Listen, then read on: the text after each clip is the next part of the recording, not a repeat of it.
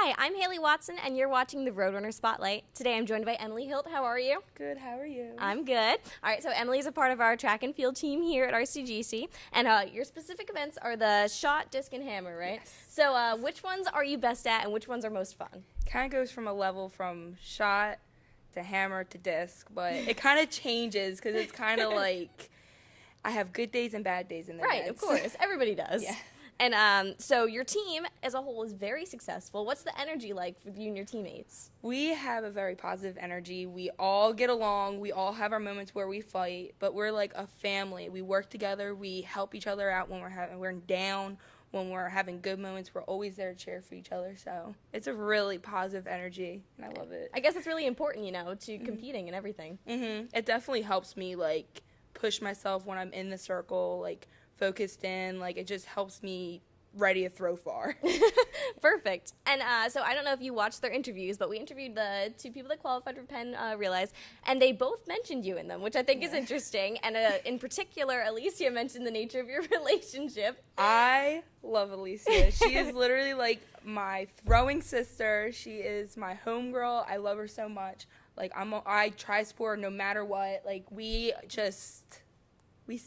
she's my fave. Did you ever anticipate being this close with her? Well, we actually, like, when we first met, we kind of were like, all right, we're going to be throwing partners, and that's it. But we didn't really realize how close we were really going to get and how much support we were going to give each other. Yeah, and so you motivate each other to do better as teammates? Definitely. Oh, definitely. And we try to always throw with each other during practice. Sometimes our schedules don't, like, link up, but majority of the time we try being together. And that's really nice. All right, so on a little bit of a down note, you had an injury this season. You want to talk about that? Okay, so what happened was when I was deadlifting, we were maxing out. I was deadlifting. I was matching my PR, 365. And since it was so light, when I lifted it, we moved up to 405. And when I go to lift up 405, I didn't have the correct form, and I seemed to hurt my back, and it kind of set me back this season. Yeah, so how particularly did it affect you? Well, it kind of set me back because I couldn't really move necessarily. I couldn't do certain movements. I couldn't lift as much as I wanted because I've been training since last summer, and I've been really trying to throw far and, like, prove myself from high school, and it just set me back and kind of, like, put me in a little moment of depression, but, like, I definitely try to work through it, and I'm coming back now. Yeah, and has overcoming it, like, helped you, like, as an athlete in person? It's definitely made me smarter to take care of my body and stretch more, and definitely, like, watch when I'm doing, like, a certain movement, watch how I'm lifting it, watch how much weight I'm putting on my body, how much sleep I'm getting. Like, there's all these things I try to focus on now. Because as a college student, we don't get as much sleep as we're supposed to. Right.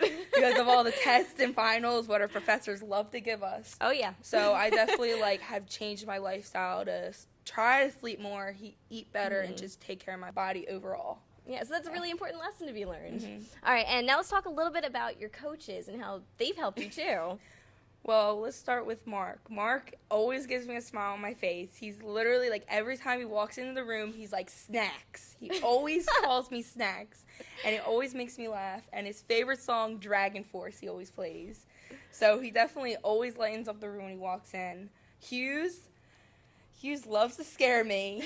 I'll be sitting in my little chair that I have, and he'll come up behind me and scare me out of nowhere. So he always keeps me on my toes.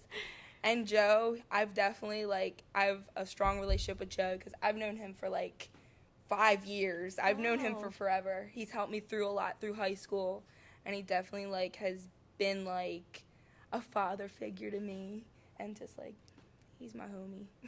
So it's great, especially, like, the relationships you have with your coaches definitely impacts how you are as a player, right? Yeah, definitely, like, their drive for us to do better definitely helps us in the circles, and definitely helps us throw further with the training and everything, and yeah, I love it. All right, and now nationals are next week. Are you excited? What are your expectations? What are your goals? I'm so excited. I'm honestly, like, I've never been in Utica, New York, and my expectations is just, honestly, I tell myself to throw further than the last meet.